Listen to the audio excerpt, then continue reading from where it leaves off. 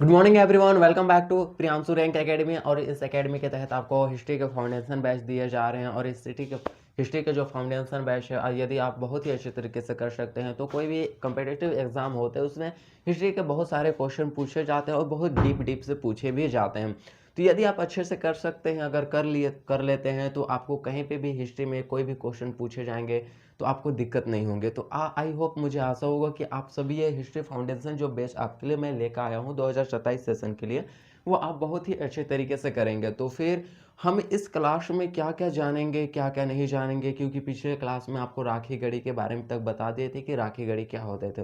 तो इस क्लास में हम बेसिकली हम सिंधु सभ्यता के अंत तक पहुंच चुके हैं। तो हम सिंधु सभ्यता के अंतिम एक शहर है कुनाल शहर, उसके बारे में जानेंगे। और उसके बाद हम देखेंगे कि सिंधु सभ्यता की विशेषताएं, आखिर सिंधु सभ्यता की क्या क्या विशेषताएं थी, इसीलिए यह सभ्यता क्यों इतना फेमस है और ये इतना प्रसिद्ध क्यों है, इनकी आखिर विशेषताएं क्या थी। तो इन सभी विशेषताओं के बारे में इस क्लास में डिटेल से समझेंगे। यदि आप वीडियो के अंत तक बने रहिएगा, आप अच्छे से सीखिएगा, आप देखिएगा, पढ़िएगा, तो आपको हर एक चीज़ बहुत ही डिटेल से समझ में आएगा। और आपको इस फाउंडेशन करने के बाद हिस्ट्री के अलावा और कोई सब्जेक्ट पढ़ने मन भी नहीं करेगा। तो आप मेरे साथ जुड़े रहे ताकि मैं अपने जो हिस्ट्री फाउंडेशन के जितने भी आपका नॉलेज है वो आपको मैं ट्रांसलेट कर सकूं। तो मैं स्टार्ट करता हूं, किसी को यानी प्रोग्राम, तो यानी कि जितने भी लोग हैं वो क्लास से जुड़ सकते हैं। प्रियांशु रैंक एकेडमी जो हिस्ट्री फाउंडेशन 2027 का जो बैच है उससे आप लोग सबको जुड़ सकते हैं, ठीक है। तो इससे आप जितना कोई भी जुड़ना चाहते हैं जुड़ लीजिए ताकि आपको जल्दी से जल्दी कंप्लीट हो जाए। उसके बाद हम पॉलिटिकल साइंस को देखेंगे। पहले एक एक फाउंडेशन कंप्लीट करते हैं, फिर आपको पॉलिटिकल साइंस में कॉन्स्टिट्यूशन जितने भी आर्टिकल्स हैं वो सबको, फिर आपको होंगे ज्योग्राफी, इकोनॉमिक्स, ये सारे चीज़ के भी देखे जाएंगे। तो चलिए मैं स्टार्ट करता हूँ।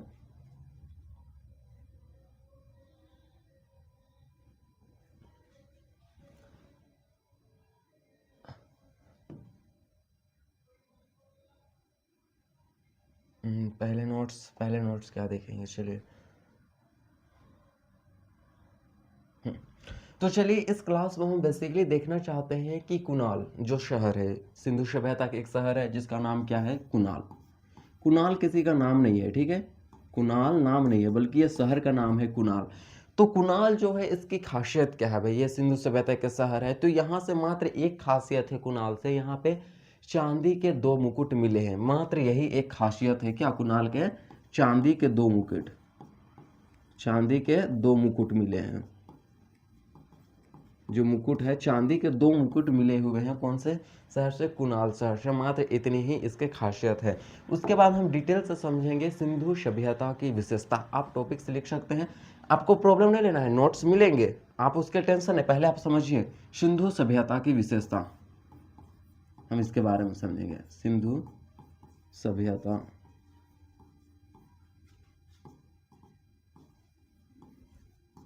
सभ्यता की विशेषता,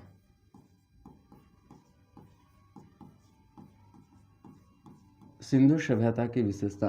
तो इसके बारे में बहुत ही अच्छे तरीके से डिटेल समझेंगे कि आखिर सिंधु सभ्यता इतना फेमस सभ्यता थे, इनकी क्या क्या विशेषताएं थी। यदि आप टॉपिक लगाना चाहते हैं तो लगा भी सकते हैं। तो सबसे पहले आपको हम पहले ही क्लास में बताए थे कि सिंधु सभ्यता विश्व की प्रथम नगरीय सभ्यता थी। अगर कोई सभ्यता, अगर नगरीय सभ्यता थी तो वह थी सिंधु सभ्यता, प्रथम। लेकिन द्वितीय पूछा जाएगा तो वह आपका महाजनपद था। विश्व की द्वितीय नगरीय सभ्यता महाजनपद, लेकिन विश्व की प्रथम नगरीय सभ्यता आपके थे सिंधु सभ्यता। लेकिन और एक क्वेश्चन पूछा जाएगा, विश्व की प्रथम ग्रामीण सभ्यता यानी कि ग्रामीण सभ्यता, मेसोपोटामिया की सभ्यता, जिसे हम आगे के क्लास में पढ़ाएंगे उसको भी डिटेल से। लेकिन यह पूछा जाएगा कि सिंधु की विश्व की पहली नगरीय सभ्यता कौन सी थी, सिंधु सभ्यता थी, ये नगरीय सभ्यता थे।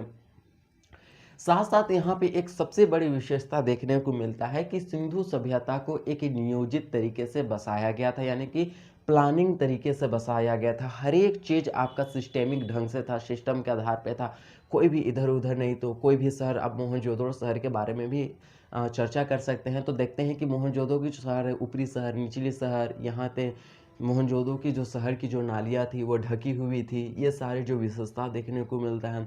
अर्थव्यवस्था का मुख्य आधार कृषि को उन्होंने बताया कि सिंधु सभ्यता के लोग कृषि कार्य करते थे। देखिए भाई, किसी को भी भोजन चाहिए ही, कोई भी बिना हवा पानी खा करके नहीं जी सकता, तो उसके लिए कुछ ना कुछ चाहिए। तो सिंधु सभ्यता के लोग जो हैं वो कृषि भी करते थे। इसका साक्ष्य हमें कहाँ से मिलता है? इसका साक्ष्य आपको रंगपुर एक शहर है जो कि गुजरात में स्थित है, ये भी हम आपको पढ़ाए थे। वहाँ आपको धान की भूसी देखने को मिले थे। क्या धान की भूसी उस समय सिंथेटिक तरीके से बनाए जाते थे या संश्लेषित तरीके से निर्माण किए जाते थे? क्या उस टाइम इतने टेक्नोलॉजी थे? नहीं। तो क्या किए जाते होंगे? खेती किए जाते होंगे। तो कृषि अर्थव्यवस्था का मुख्य आधार थी, यह विशेषता थी। तो पहले विशेषता क्या थी सिंधु सभ्यता की? एक नगरीय सभ्यता थी, नगरीय सभ्यता थी। दूसरी विशेषता क्या थी? जो नाली थी वो ढकी हुई थी, नाली ढकी हुई थी, ढकी हुई थी। तीसरी विशेषता क्या थी? नाली ढकी हुई थी। तीसरी विशेषता कि सिंधु सभ्यता को नियोजित तरीके से बसाया गया था। नियोजित तरीके से यानी कि प्लानिंग, जिसे इंग्लिश से हम कह सकते हैं प्लानिंग तरीके से बसाया गया था, या तो फिर नियोजित तरीके से बसाया गया था। अर्थव्यवस्था का मुख्य आधार क्या था सिंधु सभ्यता का? इकोनॉमिक्स, यानी कि पैसा कमाने का सबसे बड़ा जरिया क्या था? साधारण भाषा में बड़ा जरिया आप बोल सकते हैं, तो वह था आपका कृषि। कृषि जो था वह सबसे बड़ा जरिया था। सिंधु सभ्यता के लोगों की कृषि जो था वो सबसे ज़्यादा, वहाँ की कृषि, जिसका साक्ष्य आपको रंगपुर में देखने को मिला था, धान की भूसी। आपको कहीं पे एनी डाउट्स, एनी प्रॉब्लम? नहीं।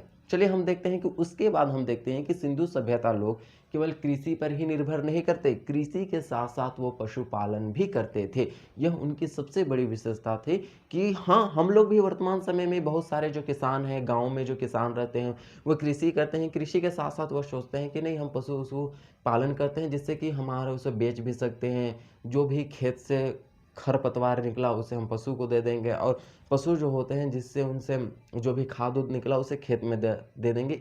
यह सोच करके किसान जो है मुख्य रूप से पशुपालन भी करते हैं। तो वही हमें सिंधु सभ्यता में भी पहले देखने को मिलता था कि कृषि के साथ साथ वो पशुपालन भी करते थे, यानी कि मिश्रित कृषि करते थे।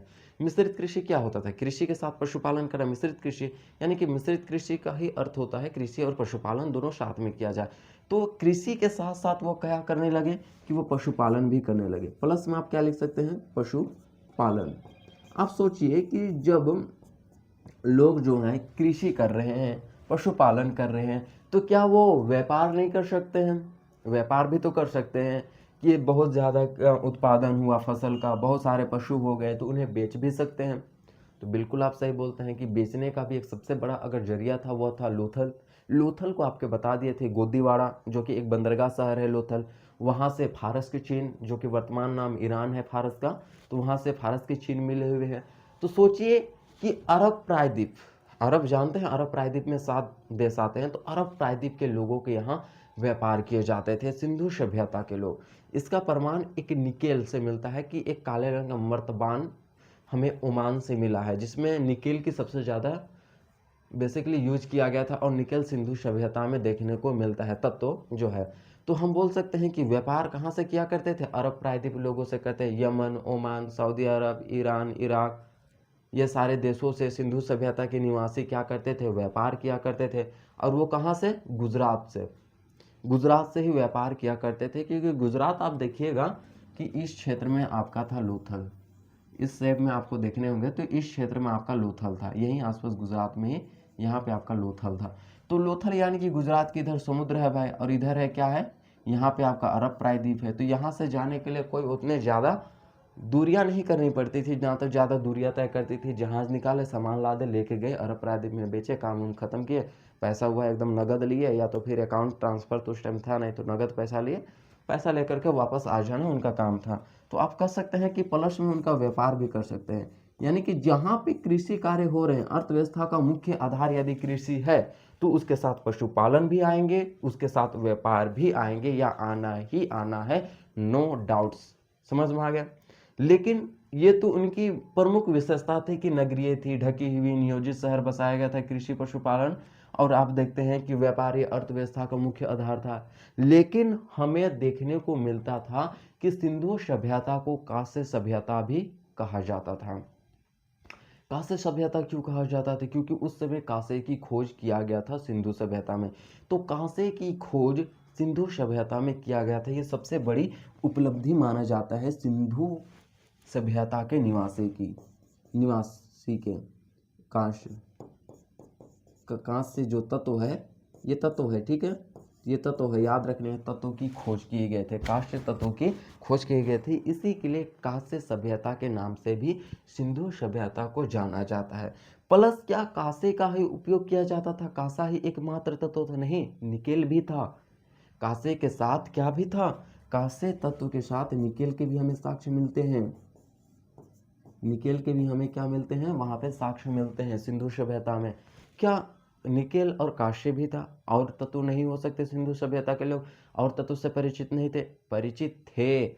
सोना, तांबा, इन सभी से जो सिंधु सभ्यता के लोग थे वो भली भांति परिचित थे। सोना वो कहाँ से प्राप्त करते थे? आपको पता होगा, यहाँ पे कर्नाटका है, कर्नाटक में स्वर्णगिरी पहाड़ का नाम है, जिसे हम फुल KGF, आप इसका फुल फॉर्म जानते ही होंगे। KGF आप मूवी देखे होंगे, KGF यानी कि कोनार गोल्ड फील्ड। फील्ड मतलब मैदान, गोल्ड मतलब सोना, और कोनार मतलब वहाँ के जो एरिया है उनका नाम था। तो कोनार गोल्ड फील्ड KGF, जो यहाँ पर सोना, कर्नाटका वाला क्षेत्र से ही सिंधु सभ्यता के लोग सोना की प्राप्ति करते थे उस समय में भी। तो क्या करते थे? हम छठा विशेषता क्या कर सकते हैं? सोना की प्राप्ति करते थे। प्लस उसके बाद आप देखिएगा, सोना के साथ साथ वो तांबा भी मंगाते थे सिंधु सभ्यता के जितने निवासी थे। लेकिन आखिर वो तांबा मंगाते कहाँ से थे? ये सबसे बड़ा प्रश्न उठ करके यहाँ पर आता था। तो सिंधु सभ्यता के जो निवासी थे वो तांबा, राजस्थान के खेतरी नामक एक जिला था, वहाँ से वो तांबा का आयात करते थे। तो आप लिख सकते हैं कि खेतरी नामक जिला, खेतरी, ये फेमस है, पूछा जाता है। खेतरी नामक जो जिला है, यहाँ से क्या मंगाते थे ये लोग? तांबा मंगाते थे, याद रखना है। और ये कहाँ है? खेतरी नामक जो जिला है वो राजस्थान में स्थित है। ये क्वेश्चन में पूछे जाते हैं कि सिंधु सभ्यता के निवासी तांबे की प्राप्ति कहाँ से करते थे या आयात कहाँ से करते थे? आपका आंसर होगा खेतरी। और खेतरी किस राज्य में स्थित है? वह राजस्थान में स्थित है। कोई यहाँ पे कोई भी डाउट्स? यदि आप कोई भी डाउट्स है तो कमेंट्स कर सकते हैं, यानी डाउट्स किसी को भी, किसी भी प्रकार के कोई डाउट्स है क्या? नहीं है। चलिए फिर हम आगे बढ़ते हैं। क्या इतने समझ में आ गया? अभी तक समझ में आ चुके हैं? तो हम अब देखते हैं कि सिंधु सभ्यता के जो समाज था, हम समाज के बारे में पढ़ते हैं कि सिंधु सभ्यता के समाज को कितने वर्गों में बांटा गया था, यह समाज कितने वर्गों में बटा हुआ था। तो आप बेसिकली अब जानेंगे ना, तो सिंधु सभ्यता का जो समाज था वह 4 वर्गों में बटा हुआ था। पहला विद्वान, दूसरा योद्धा, तीसरा शिल्पकार या व्यापार, और चौथा आपका था विद्वान, आपका था योद्धा थे, शिल्पकार पशुपार था, और एक था शासक, एक शासक वर्ग थे। तो ये थे। तो सिंधु सभ्यता का जो समाज है हम इधर लिख देते हैं, ठीक है। कितने भागों में बटा हुआ था? समाज जो था, समाज 4 भागों में बटा हुआ था। आप देखिएगा सिंधु सभ्यता के जो समाज है वो कितने भागों में बटा हुआ था? 4 भागों में बटा हुआ था। सबसे पहला हम क्या बोले आपको? विद्वान। दूसरा हम क्या बोले आपको? दूसरा आपको बोले थे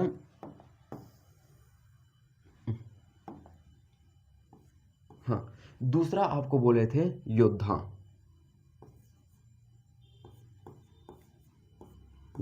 यहाँ आधा ध लगता है, ठीक है, तो ऐसे हम नहीं भी लगाते हैं कभी कभी, योद्धा। और तीसरा हम क्या बोले थे? योद्धा। और एक है व्यापार, या तो आप इसे कह सकते हैं शिल्पकार, ठीक है, जो बनाते थे। और चौथा आपका था शासक। शासन करने के लिए भी कोई होना चाहिए ना। सिंधु सभ्यता की शासन की सबसे छोटी इकाई क्या थी? ग्रामिक थी। यानी कि सिंधु सभ्यता में मुखिया सबसे बड़ा होता था। मुखिया के यहाँ कोई भी मामले होता था, कोई भी विवाद होता था, तो वो मुखिया के यहाँ जाते थे, यानी कि ग्रामिक के यहाँ जाते थे। तो यह एक कैसे सभ्यता थी? नगरीय सभ्यता थी। समाज कितने 4 वर्गों में बटा हुआ था। लेकिन ये तो समाज के बारे में जाने, क्या सिंधु सभ्यता के समाज कैसे समाज थे? मातृसत्तात्मक या पितृसत्तात्मक, क्या वहाँ पिता के वंश चलते थे या फिर माता के वंश चलते थे। तो सिंधु सभ्यता के जो लोग और निवासी जो थे वहाँ माता को जाना जाता था, वहाँ माता का वंश चलता था। इसी के लिए सिंधु सभ्यता के जो निवासी हैं वह मातृसत्तात्मक थे। अभी वर्तमान समय में पितृसत्तात्मक यानी पिता के वंश चलते हैं। आप कभी भी किसी से पूछते हैं कि आप किन के बेटे हैं तो आप अपने पिता के नाम बताते हैं, लेकिन पहले जो होते थे ना वो अपने माता के नाम बताया जाता था। ठीक है, तो अभी इनके जो समाज थे वो कैसे समाज थे, एक प्रकार के ये मातृसत्तात्मक थे। यहाँ पे आप लोग लिख सकते हैं मातृसत्तात्मक। ये समाज जो है वो कैसा समाज था, उस समय का समाज मातृसत्तात्मक थे कि वहाँ पे माता का नाम बताया जाता था, पिता का कोई भी अस्तित्व नहीं था, नाम मात्र का था। जो कि वर्तमान समय में अभी माता एक नाम मात्र की है, उनका नाम नहीं बताया जाता है, किन्हीं से पूछा जाता है डायरेक्टली आपके मुंह में आपके पिता के ही नाम आते होंगे। तो इसी के लिए सिंधु सभ्यता के जो समाज थे वह एक मातृसत्तात्मक समाज हुआ करते थे। फिर हम देखते हैं कि मातृसत्तात्मक के साथ साथ सिंधु सभ्यता की लिपि के बारे में हम जानते हैं। सिंधु सभ्यता की आखिर लिपि, तो लिपि क्या थी, तो वह चित्रात्मक लिपि थी। याद रखने वाली बात है कि सिंधु सभ्यता की लिपि चित्रात्मक थी। वह कभी भी लिखते नहीं थे, वह चित्र के माध्यम से किन्हीं को बताते थे। भावनात्मक और चित्रात्मक थी। तो ये दो आप लिख सकते हैं। सिंधु सभ्यता की लिपि कैसी थी, भावनात्मक, भावनात्मक प्लस चित्रात्मक, यानी कि चित्र के माध्यम से चित्रात्मक, भावनात्मक प्लस चित्रात्मक, ये उनकी लिपियां देखने को मिलती थी। आप बताएंगे ठीक है भाई, लिखती थी, लिखियां होती थी, लिपियां होती थी, लेकिन वो लिखते कैसे थे, वो बाएं से दाएं लिखते थे या दाएं से बाएं लिखते थे। तो आप जानिए हम लोग कैसे लिखते हैं, आप बताइए किधर से लिखते हैं। ये कौन सा हाथ है, बाएं, तो हम लोग इधर से स्टार्ट करते हैं।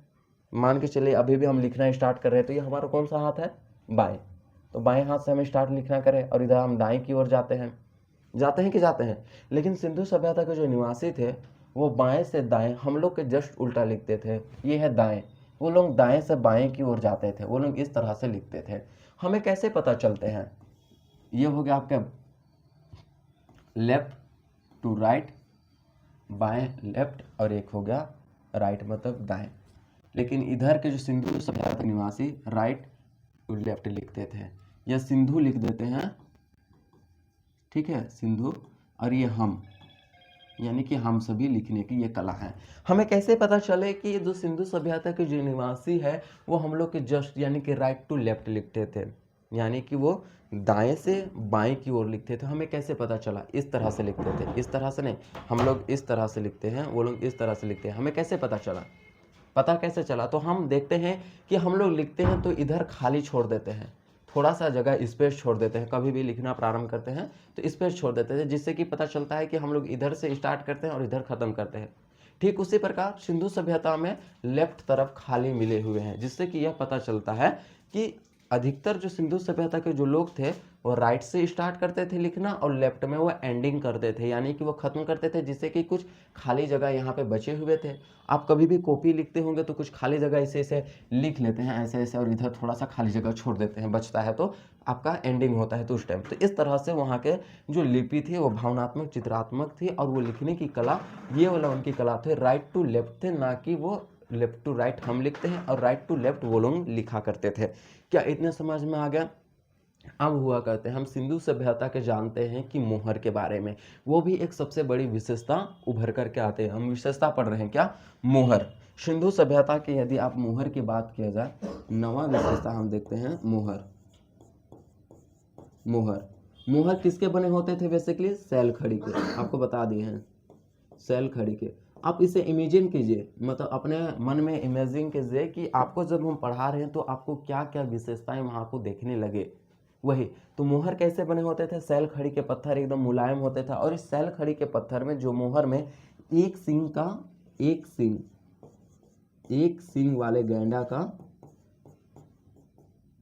एक सींग वाले हिरन होते थे, शायद हिरन का क्या था, चित्र अंकित था। एक सींग वाले हिरन का क्या करते थे, वहां पे चित्र अंकित किए गए थे। तो यही थे आपके सिंधु सभ्यता की प्रमुख विशेषताओं के बारे में वर्णन किए। और एक आध विशेषता अभी देखेंगे जिसमें कि सिंधु सभ्यता की यदि माप तोल की प्रणाली देखें तो वहाँ पे सिलोट भी मिले हैं, और माप तोल की मतलब वो तराजू भी मिले हैं, बटखारा भी मिले हुए हैं, सिंधु सभ्यता का बांट भी मिला हुआ है, यानी कि जिससे पता चलता था कि वे व्यापार करने के लिए बांट का उपयोग करते थे। बांट मतलब समझ रहे हैं, बटखारा, बटखारा समझ रहे हैं, तौलने वाला, तराजू में बटखारा चढ़ाया जाता था। तो वो अधिकतम कितना था, 16 केजी का था। हम लोग का बटखारा कितना, लगभग 30 केजी का होता है अधिकतम, शायद उतना ही होगा। हाँ, तो अधिकतम जो बटखारा सिंधु सभ्यता के जो थे वह 16 केजी के थे। तो यही थे आपके सिंधु सभ्यता के विशेषताएं। तो सिंधु सभ्यता की विशेषताएं के बारे में आपको बहुत ही अच्छी तरीके से समझ आ गए होंगे। और एक विशेषताएं देखते हैं कि सिंधु सभ्यता की सड़क एक दूसरे को समकोण पर काटती थी। सड़क जो थे, सड़क समकोण पर काटती थी, समकोण पर क्या करते थे, काटते थे। सड़क जो होते थे एक दूसरे को समकोण पर काटती थी। हम कैसे बोल सकते हैं कि सड़क एक दूसरे को समकोण पर काटती थी, इस तरह से सड़क हुआ करती थी। ठीक है, तो सड़क तो इस तरह से बनाए होंगे, यहाँ से काट दिए, यहाँ से कोई सड़क इधर गुजर गए, कोई सड़क यहाँ से होकर के यहाँ चल गए। तो समकोण कर कैसे, आप देखिए यहाँ पे 1 डिग्री हो रहा है तो यहाँ पे इस तरह से बनाते हैं, तो ये हमारा 90 डिग्री का एंगल समकोण बन जाता है। यहाँ पे हमारा 90 डिग्री का एंगल समकोण, यहाँ पे 90 डिग्री का एंगल, यहाँ पे आप कर सकते हैं 90 डिग्री एंगल समकोण। तो इस तरह से वहाँ के जो सड़क है वो क्या करती थी, एक दूसरे को समकोण पर काटती थी। और वहाँ की सड़क जो थी वो पूर्व, यानी पूर्व से पश्चिम की ओर थी, पूर्व से पश्चिम की ओर थी, पूर्व से पश्चिम की ओर थी, ताकि जो हवा आए वो आसानी से क्या कर सके, कचरा को बहा करके ले जाए। हवा आएंगे जब वो कचरा को आसानी से बहा करके ले जाए। यही थे आपके सिंधु सभ्यता की विशेषताएं, जो कि आपको पूरे कंप्लीटली बता चुके। सोना, चांदी, तांबा, निकेल, कांसे से हर एक चीज़ के बारे में, एक एक चीज़ के बारे में पूरे डिटेल से खखोर के बता दिए हैं। आप इससे ज़्यादा कहीं से भी आपको क्वेश्चन नहीं पूछे जाएंगे। यदि आप इतना सारे चीज़ का याद रखते हैं तो आपको यहीं से क्वेश्चन दिए जाएंगे, 100% गारंटीड है, यदि आप इसे अच्छे तरीके से समझे हैं तो। जैसे हम तो समझाएं बहुत ही सरल भाषा में, क्या आपको समझ आए कि नहीं आए, अगर आए तो लाइक एंड सब्सक्राइब भी कीजिए और कमेंट भी कीजिए, ताकि मैं आपको और बेहतर से बेहतर समझा सकूं, आपके तक मेरे जो जितने भी समझाने के टेक्निक हैं वो आपके तक पहुंचा सके। तो क्या आपको सबको समझ में आया? एनीवन, कोई क्वेश्चन? अगर क्वेश्चन है तो कमेंट कर सकते हैं। तो चलिए ठीक है, आज इतना ही समझते हैं, नेक्स्ट क्लास में हम फिर समझते हैं। नेक्स्ट क्लास में हम दूसरा सभ्यता, मेसोपोटामिया की सभ्यता, मिली सभ्यता, ऐसे सभ्यता के बारे में देखेंगे। तो इस क्लास में इतना ही समझते हैं। थैंक यू, धन्यवाद।